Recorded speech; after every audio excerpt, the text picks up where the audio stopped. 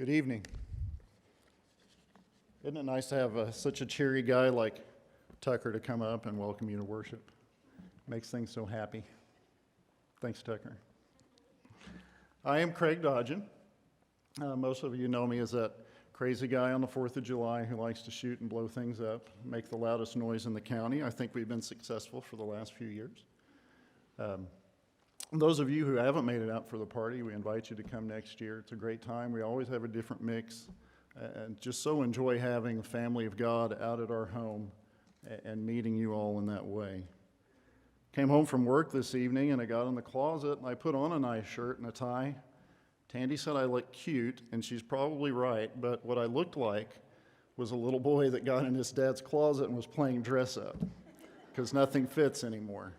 I don't have a shirt that the pocket was way down here. It was just baggy and horrible. How do you climb a mountain? I don't. Even at camp, Jeremy Roberts is very gracious to allow us to call those mountains. But even those little hills down there at camp, I try to avoid as much as possible, but there's always at least one time in the week that I'll make it up there. But how do you climb a mountain? I'll tell you a little bit about Alex Honnold. And you may know of him. He's gained some notoriety as a rock climber. He started doing it when he was about 5 years old. And his claim, he wasn't very good, really, not as good as some others, but over time, just with tenacity and patience, became fairly well known and pretty good at it. He got it in his mind to climb El Capitan, a large granite rock face in Yosemite National Park, about 3,200 feet. It's about 6/10 of a mile, and it's pretty sheer.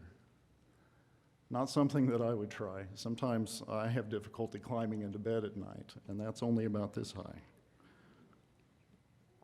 He wanted to do things his way, and there's an interesting documentary, if you want to look that up and watch it. He's a fascinating young man. Has an odd personality, I think uniquely suited for the pursuit that he took, but he wanted to attack it his way, which is free solo. Didn't mean much to me a few days ago until I started reading about this young man. But solo is easy to make out. He does this alone. Again, odd personality. He didn't know people very well and get along with them. He's shy, so over time, he just never asked anybody to climb with him, and so he ended up doing this by himself. It's the free part that loses me pretty quickly.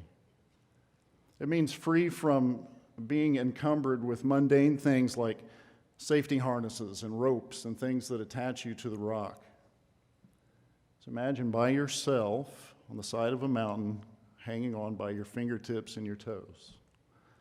And that's the way he wanted to do this, and he thought it was possible. How do you do that? He didn't tell anybody when he was going to do it. He has no fear of dying. While you're here, enjoy what you're doing. That was his way of thinking through things. But he seemed to find it odd, or rude rather, to fall off the side of a mountain when people are watching. And so he kind of kept it to himself. Over the time that he practiced, about 2 years, he did have some partners to go with him and map this out. He kept very meticulous notes, every handhold, every rock, every step, what it would look like, where he would be. And over time, he memorized this so he could just trust his body as he went and not look at what he was doing necessarily. One morning, he got up very early. Those that were there to document this were staying away because they didn't want to crowd him. And here comes the radio call. He's climbing. Well, tell me when he reaches a certain point. Well, he's already there, and he's moving very quickly. It's been called one of the greatest athletic achievements of all time. In just under 4 hours, Alex climbed El Capitan, 6/10 of a mile, with only his hands and his toes. It's pretty interesting to watch if you have the time. Some people look at this and come to, when they meet him, they'll say, I can't believe that you did that. And Alex will say, why does that surprise you? You should be saying, why did you spend 2 years practicing for something that took you a couple hours to do? an odd man. Even Alex, though, had his moments of doubt. And he spent some time at the base of that mountain, like we all will. He started one time, he didn't tell anybody he was doing, didn't tell his girlfriend. He had the crowd with him, and he got just a short way up and decided, he stopped, said, "This is not good." He said, "I'm done." In fact, he said, "I'm over it." And at that moment, he decided not to take this task on, and he left. A few months later, the next spring, he came back, and it's amazing to me. You look at this, and I don't see hand and footholds. I see a slick rock like this table here, but he's standing there and says, "That's where my foot was, right there." And there's a tiny little indentation in this granite rock face, and my hand was reaching here, and it just wasn't right. And so he began to practice that over and over again. Step through it, swing back, start over, making these notes and memorizing it. How do you end up in the valley? And what do you do when you find yourself there? Finding yourself far away from God comes usually at a moment of self-examination. Years ago, some of you may remember, Tim was preparing for his book, The Domino Effect, and so he was using those sermons for us. And I remember that first sermon quite well. I didn't like it. I told him that. He didn't like that. What do you mean? Explain yourself. As he's going through, he's talking about our relationship with God and where we are. And if you're looking at where you stand and how things are and you don't like it, check the decisions you've made and start making better ones. So while he's speaking, I'm thinking through the things that are bothering me at that time and thinking, is it really just that simple? Is it my fault? Do I start making better decisions to get out of these things? It's a hard pill to swallow. How do you get in the valley? And then sometimes even more scary than that, how do you get back? Take a close look at the decisions you've made, start making better ones. Alex didn't look at 3,200 feet of rock and determine that it's unscalable. He looked at it bit by bit. This pitch and then the next, this problem we'll solve. This is how we'll get to the next problem, bit by bit. And it can take us either way. It can take us to the heights, and it can take us down to the valley. We're going to look at Psalm 51 tonight. I will get there. When I was asked, and my approach, what I've seen this summer, I've enjoyed this series, very happy to be a part of it, but my approach will be different, I think, than what you've seen in previous weeks. Dale said, talk about your favorite psalm or one of your favorite psalms, and that's the way I've taken this from the very first moment that I thought of it. And so we're going to look at some of the reasons why Psalm 51 is one of my favorites. And part of that doesn't come from the psalm, it comes from the foundation of it. And you know it well, but we're going to go and look at that first while we get there. We need to know about the man who wrote this psalm. We need to spend some time with him in the valley. There's so many different ways to look at this. The psalm has great themes within it. We could approach it like that. We could do a wonderful word study with some of the words that are written there and the meaning behind them. But as we go through this, I want you to listen and to look for this progression that it has from pleading to assurance. From this dark place, a dark moment of self-knowledge, where it explores the pain and the depth of guilt, to the farthest reaches of salvation. That's where we're going to go tonight. And if you'll watch as we go through this psalm and just see it open up and brighten, I think you'll feel that way as well. We're going to take that journey tonight, and we're going to see what it holds for us today. One of the first reasons, as I said, doesn't come from the psalm. It'll come from 2 Samuel chapter 11, and we'll find that this is very relatable. We're going to learn that this is something that we can get into and understand because it's just like you and I. It's the story of David, and his sin. And again, you know it well. And we're not going to read through this together for sake of time, but if you're there at 2 Samuel chapter 11, you can just kind of follow along as we go through the high points. And it starts like this, depending on the version that you have. It was the time or the season when kings would go out to battle. There are small words in Scripture sometimes that you really need to stop and pay close attention to. David, for some reason, the end of that first verse says simply this, but, small word. And if you're kind that takes notes or does things like that in your Bible, you can circle that or underline it and put out to the side, uh-oh. Uh-oh. We've seen it before. You see it in Joshua. After they conquered Jericho, the very next chapter starts with, but. And what's the difference? In Jericho, in one of the most inane and unusual military strategies of all time, they conquered this city, but they spent the entire time talking to God, and what was the plan? But they failed to do that, and we see their defeat at Ai. It was a time when kings went out to battle, but David stayed in Jerusalem. As I was thinking through this over the weeks in preparation, I've wondered, what if we didn't have Psalm 51? What if David didn't stay home? Is that possible? I don't know. But David stayed in Jerusalem. And what a small decision. Seems like nothing at all, really, if you think about it, doesn't it? David's a warrior, has many victories to his name. All of the things he's done, we could list quite a lot. Who would fault him for staying home from one battle? Has a rest in the afternoon. He gets up, takes a walk in the cool of the evening to enjoy the day, and he sees something that's beautiful to him, a woman. And so he asks his servants, I want her, bring her to me. And there's really no kind way to say this. It's just not very nice, but he used her, did what he wanted, and then sent her back home. Who would know? Right?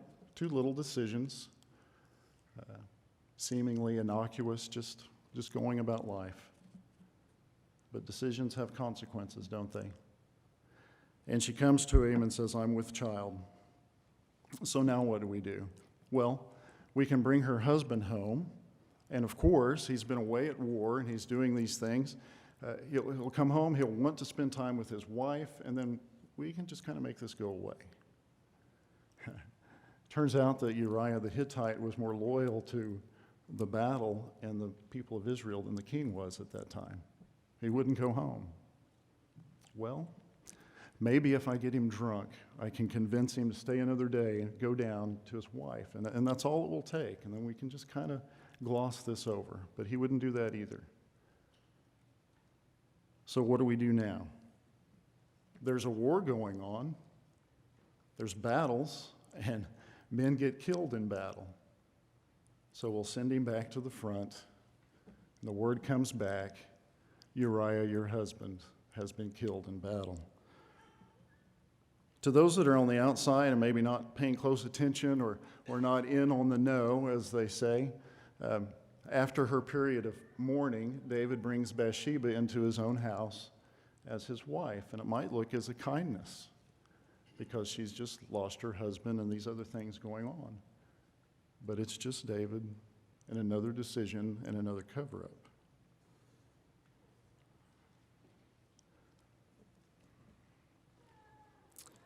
It takes a friend, another man, to come and tell David some very brave things. Nathan comes and tells him this story of a rich man stealing from a poor man and taking essentially all that he has and treating him very badly. Well, he's still wise. He's still very learned in the things of the day and the justice that needs to be done. Tell me who this man is, because he deserves death. He knows what's coming for this other man. And that's when Nathan is the one who tells him, it's you. It's you. Heartbroken, David understands now these small decisions has taken him very, very far from God. I have sinned.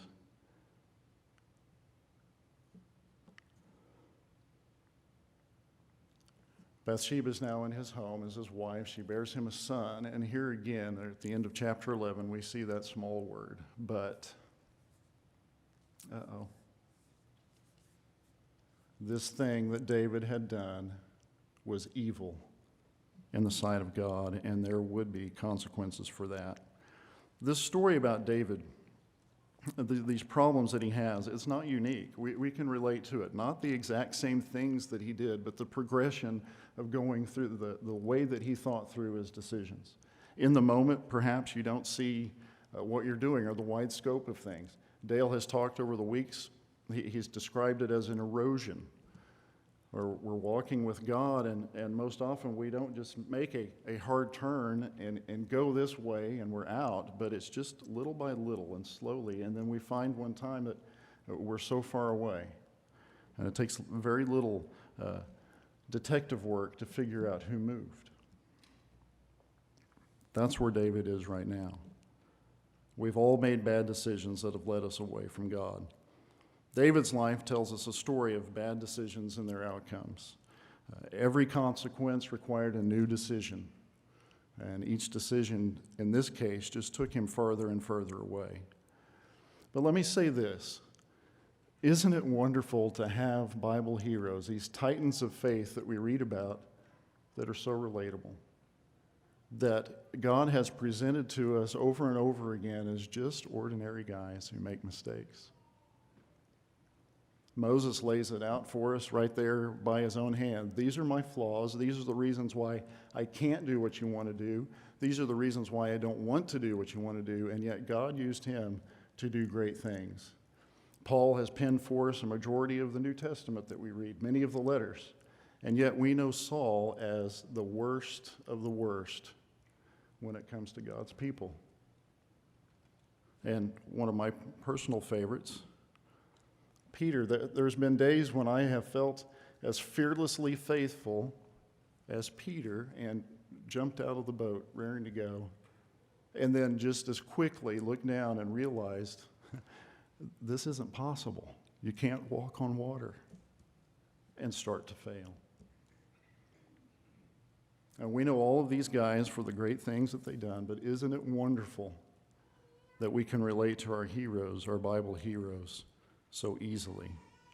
Here is another Bible hero going about life in a daily setting, no big deal, but they're all bad. Can we relate to that? I told you we'd get there, so let's turn over to Psalm 51. We're going to look at the first 9 verses.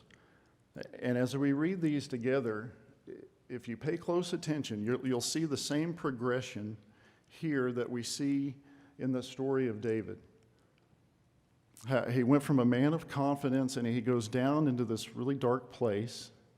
When his son is dying, he's on the ground pleading with God for his son's life, and then to the degree that they don't want to tell him about it, they're afraid that he'll hurt himself. But once he's gone, he gets up and cleans himself off and goes to worship. And we'll see this psalm start out that same way. It's in a dark place. It's from the deep, painful soul of this man who's hurting and separated from God. And then we'll move forward with that, much in the same way that David did. We will see hope in a gracious and forgiving God. Have mercy on me, O God, according to your steadfast love. According to your abundant mercy, blot out my transgressions. Wash me thoroughly from my iniquity and cleanse me from my sin. For I know my transgressions, and my sin is ever before me. Against you, you only, have I sinned and done what is evil in your sight, so that you may be justified in your words and blameless in your judgment. Behold, I was brought forth in iniquity, and in sin did my mother conceive me. Behold, you delight in truth in the inward being, and you teach me wisdom in the secret heart. Purge me with hyssop, and I shall be clean. Wash me, and I shall be whiter than snow. Let me hear joy and gladness. Let the bones that you have broken rejoice. Hide your face from my sins, and blot out all my iniquities. Here we see a man giving recognition of God and the things that only he can do if he is willing. His pleading for grace and for mercy comes from a man who knows that he has no claim to the favor that he seeks, and yet he knows that he still belongs. He knows that God is still there. He knows who moved, and he knows which direction that he wants to go. There's such a great contrast here between the self-absorbed man that we read about in 2 Samuel chapter 11, whose only question seemed to be, how do I cover my tracks? How do I get out of this? To now a man who says, how could I treat God in such a way? After reaching these depths, crying out to God, then hope is found. There is hope. God, if you will, give me your grace. He's not looking for a way out of this. He knows that punishment will be coming. He knows that God's judgment is true and correct, and he will accept that. But there is hope. Purge me with hyssop, and I shall be clean. We can come all the way back to cleanliness. Wash me, and I shall be whiter than snow. Let me hear once again joy and gladness. A man who's so far away from God that the simple things in life are now evading him. But there's hope in a gracious and loving God who's not just willing, or not just able rather, but willing to grant this request. Can it be possible? Is there more than just a glimmer of possibility of coming back? David's fully surrendered now to the idea that God alone can not only restore him, but is willing to do so. And again, he's not looking for a way out of his responsibility. He's accepted his role in what's happened and the judgment that comes with it, not trying to escape his punishment, but wanting to be renewed. There's a great hope that he can be made whole once again. Purify me, wash me, make me to hear. The appeal to God deepens with the knowledge that there is a way back and that God can make all things new. Hide your face. Blot out my sins, speaking to the God who not only will forget and forgive sins, but can make them as though they never occurred before. This is a man saying, I know who I am and I know what I've done, and I don't want to be that anymore. He wants to move forward, and we want to move forward with great hope. It's relatable. We can understand how decisions get us in this position. There's great hope when we're out, when we've moved away from God. And then as we move forward with him in the psalm, we'll see its redemptive nature. We can come all the way back to our God. God welcomes those that seek him, even those that have fallen or moved far away. Picking up in verse 10, create in me a clean heart, O God, and renew a right spirit within me. Cast me not away from your presence, and take not your Holy Spirit from me. Restore to me the joy of your salvation, and uphold me with a willing spirit. I had asked that we sing that song tonight. We don't have the words for it. We need to find those. I know you guys, I hope you guys are missing singing that at camp, because that's my favorite place to listen to it. When we're there together, we sit in a semicircle. There's about 250 of us under that pavilion where it echoes, right, Josh? Singing that song to one another. It's just beautiful. This hope blossoms in a desire to run towards God and to be with him once again. Create a clean heart. Dale blessed me Sunday with roughly 70 pounds of books to help with my study. As I sorted through all of this piles of paper, he did point at one and say, this is a particular favorite little book, and he liked, liked what was in it. It had been one of his favorite to study, and it was the first one I read, and it was very good. And he had this to say, I thought it was really good. What he's asking for here from the Creator is really nothing short of a miracle. What was there before God created? It's nothing. And what was after creation? Everything was brand new. Brand new. Create in me a clean heart. Let's start over. I know who I am and what I've done. I don't want to be there anymore. I want to start over, and I want it to be clean like it was brand new. Speaking to the Creator, the only one who can do this. Take me back to the place where I was whole so that I can begin again. It's repeated in those verses in different ways. Not for something that he didn't have before, but renew a right spirit within me, something that I used to have. I want that spirit back. Not asking for something that he didn't have, but again, looking for a fresh start, a clean slate, fully restored to God's side. He knows where he's been, and then he knows where he's gone to. And now that he's coming back, there's the plea, the desire to be with God. Don't cast me away from your side. This is where I want to be. Bring me fully alongside with you. And we see here this redemptive nature, how God can make things whole once again. And once all of this is accomplished, and then once again he can remember or understand the joy of salvation. Do you remember the joy of your salvation? Do you remember that moment when you came up out of the water?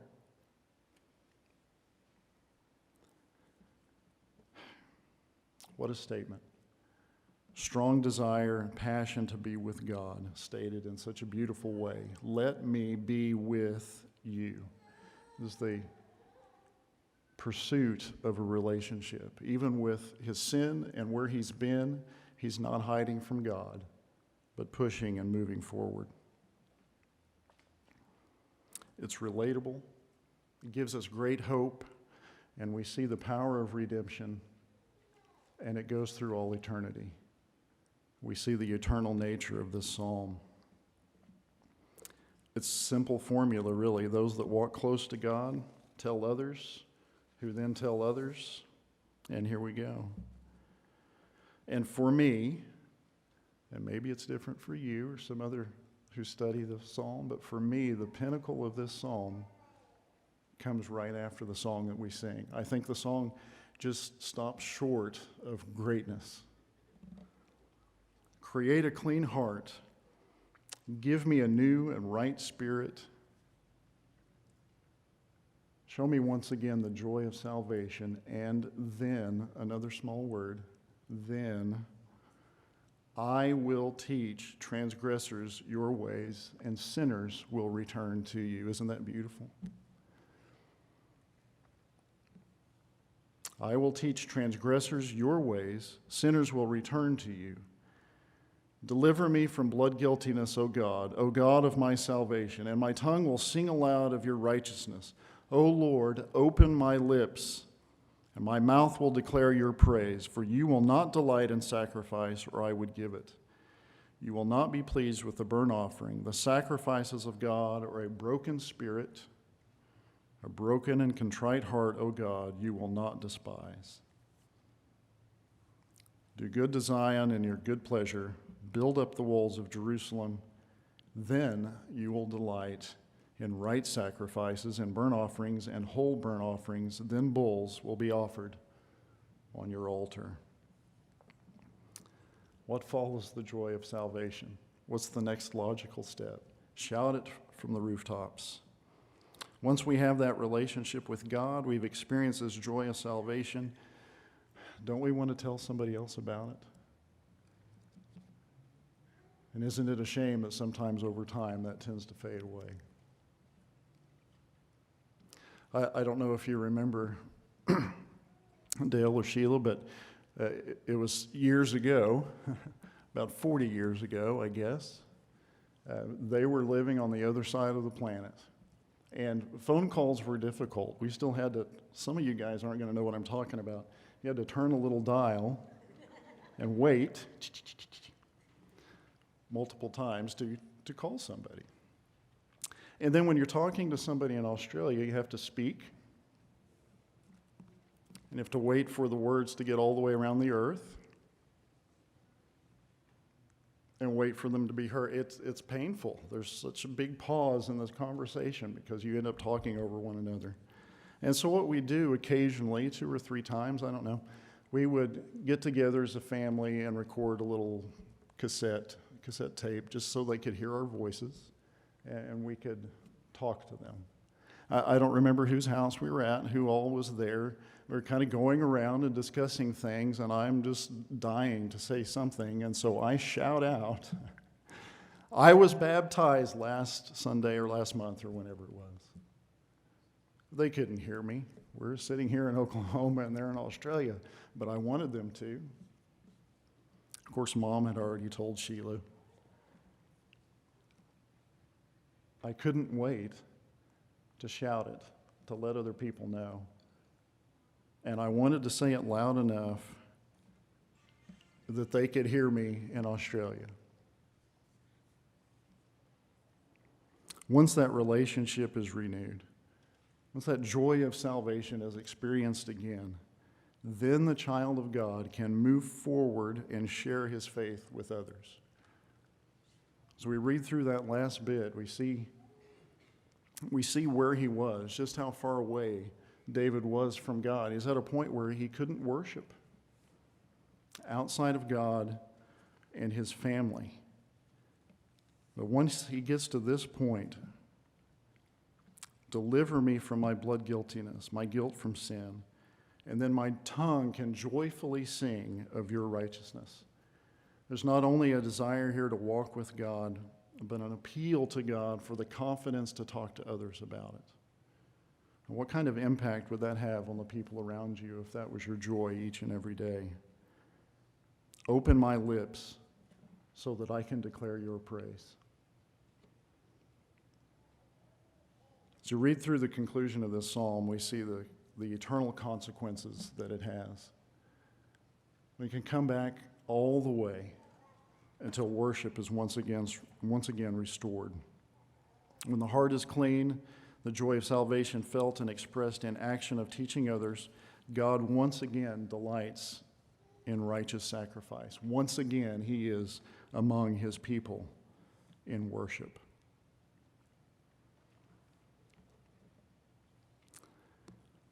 Even Alex had his struggles and his doubts. And he spent some time in the valley, learning and working how to get up that mountain. How do we view it when we're in the valley? What do we do when we're there? And do we look at it as 3,200 feet and insurmountable? It's little by little, bit by bit. What do we do, or what can we do when we're caught in the valley? I pose that question because I've been there. It's why this story in this psalm speaks to me so clearly. Maybe you've been there too. But I can tell you exactly where I was and what I was doing and the things that I was thinking about that weren't right in my life. Some of it financial, not all of it. Just kind of being out of sorts with home and work life. Trying to discover the reasons why we couldn't seem to get on top of things, why things were just not good. Well, many years later, I'd hear a sermon by Tim Lewis and realize I've been making some bad decisions. It was me, and it was my walk with God. And there's that moment of realization. You find out that you're here and not here where you should be. And how did I get here? And then it gets worse. How in the world can I ever get back? You know, we were going to church. We weren't really plugged in. Kids had friends, and we did things, but we just weren't really a part of it. And I wasn't being fed. More properly, I should say, I wasn't allowing myself to be fed. I wasn't in it like I should have been. And my kids and my family were facing a lack of leadership, my leadership. It was a hard place to be. It was a bad moment. You find yourself sometimes just through simple decisions, little things, things you wouldn't give a second thought to sometimes. And then one day you find yourself in a place you never thought you'd be, doing or contemplating things you never imagined that you'd do. Well, I never had anybody killed, so that's good news. But I can relate to what David went through. I can relate to the story that we've talked about tonight. But I think this is interesting. I don't believe I've ever heard anybody refer to any psalm as a psalm of David, the murderer.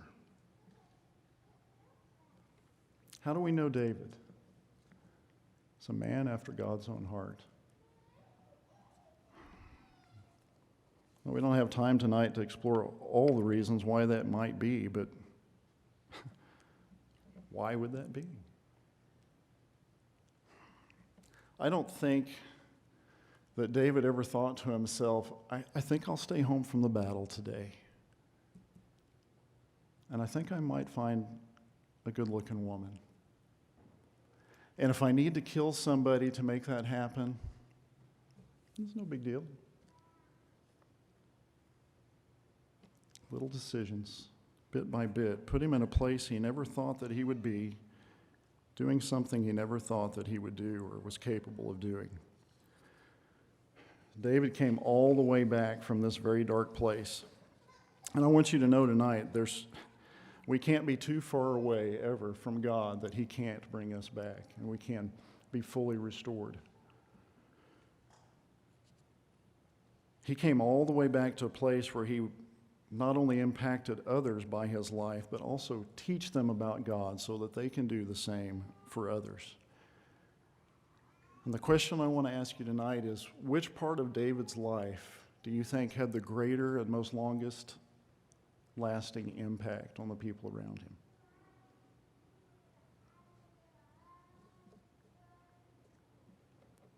Things have improved greatly for me over the years.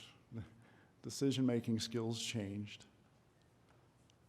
My family paid a pretty high price.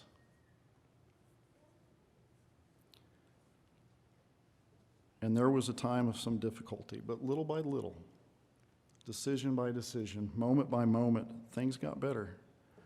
The pursuit of a renewed and stronger relationship with God has paid off with tremendous results. It's a shame, I think, sometimes for a lot of people, we don't get to see the impact that we have on others, but it's such a blessing when you do. And that has been a gift to me on many occasions. I have to confess that I still see myself as that man that struggled, still struggles to walk alongside God. But I think in some ways that's the good thing because it keeps it in the forefront of my mind and it keeps that pursuit alive. The middle part of this psalm where we see the drive and the desire of David to be with God and to be restored little by little. Many of you know my sons. My son-in-law all preach the gospel. My daughters are faithful to the church. Together through the difficult times, we prevailed. It took all of us together. Hold that thought for just a moment. But there have been others.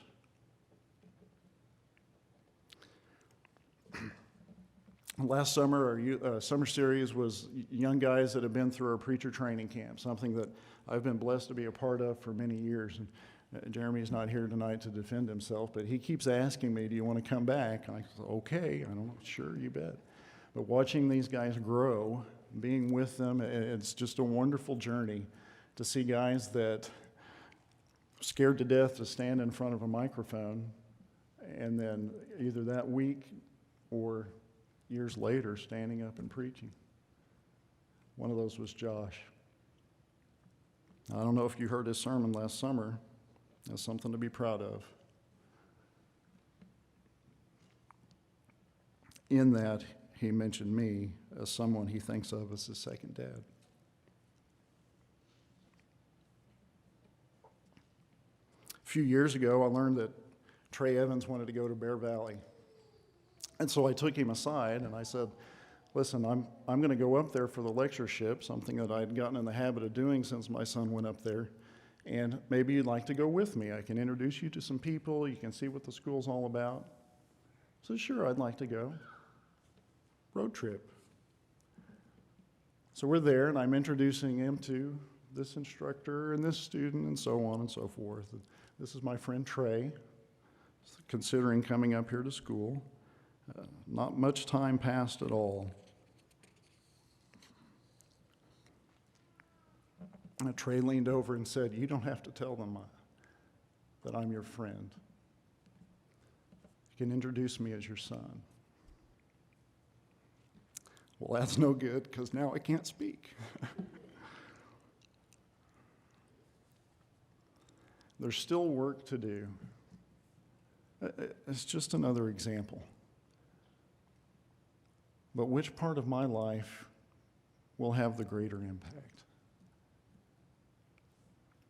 Day by day, I'm working hard to maintain that relationship, like the example that David gave in this psalm. How do we climb our mountain? You find yourself in that valley and you find things are difficult and you want to come back to God. How do you view that? How do we climb our mountain? Two simple things, really, as we close tonight. And the first, and I don't mean to sound trite, but I want you to begin every day with prayer in the days that come. But be very specific. Think about this psalm. Think about the things that were asked for and granted from our Father. Keep my heart clean. Keep me pure. Renew to me today a right spirit. Uphold me. Let me enjoy the presence of your Holy Spirit. What kind of an impact? If you spend the rest of your day, every day, if you start with that prayer, and you spend the rest of your day pursuing that kind of relationship with God, what kind of an impact will that have on the decisions that you make, large and small? And then those that are around you, and they see how you act, and that all of these decisions and everything that you do is driven by a desire to be close to God. How will that impact them?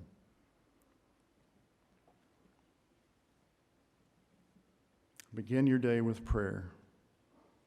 Be close enough to God to know Him well enough to tell about Him and teach others about Him. Number two, I'm going to surround yourself with those that are like-minded. Mark, my good buddy Mark's not here tonight, but I hope he's right over there. And if you spend any time around him at all, you've heard him and his passion talking about surrounding yourself with the church. I know guys like Josh and Trey and some of these others that we studied with heard it dozens of times. How are you going to stay strong and keep yourself right with God? Surround yourself with the church. I suppose he's probably nodding in agreement right now. Maybe he'll text me an amen. I don't know. Surround yourself with like-minded people. David heard some very hard words from Nathan. Difficult words. To his credit, he didn't get angry and throw Nathan out. He listened and took them to heart, and that's hard. But that's what took to get him started to getting back on track. Let me tell you, we will all have moments of weakness, and we're going to need the help of brothers and sisters. But if we will first pursue that daily relationship with God, put ourselves in a position where we can be the one that helps, and surround ourselves with people that are like-minded, then in our moment of weakness, we will have those that shore us up at well. And that gives everybody involved the best chance of success. The best chance of climbing back up that mountain to our God and walking side by side with Him. Where do you want to be? And where are you tonight? I don't know. Maybe you're in the valley. Maybe you've been there for some time and you don't know how to get out. Maybe you don't know that you're there yet, and that moment of realization hasn't come. Or maybe you're standing at the foot of a mountain wondering, how in the world can I get back to God? I don't know where you are. But I know this. We got a room full of Nathans. There are people here that are not just ready, but willing to sit down and talk with you, to pray with you, to shore you up and help you get back on that journey. And if you haven't started that journey, it's difficult, but it is oh so satisfying. Whatever your need is tonight, I hope you'll make that known while we stand and sing.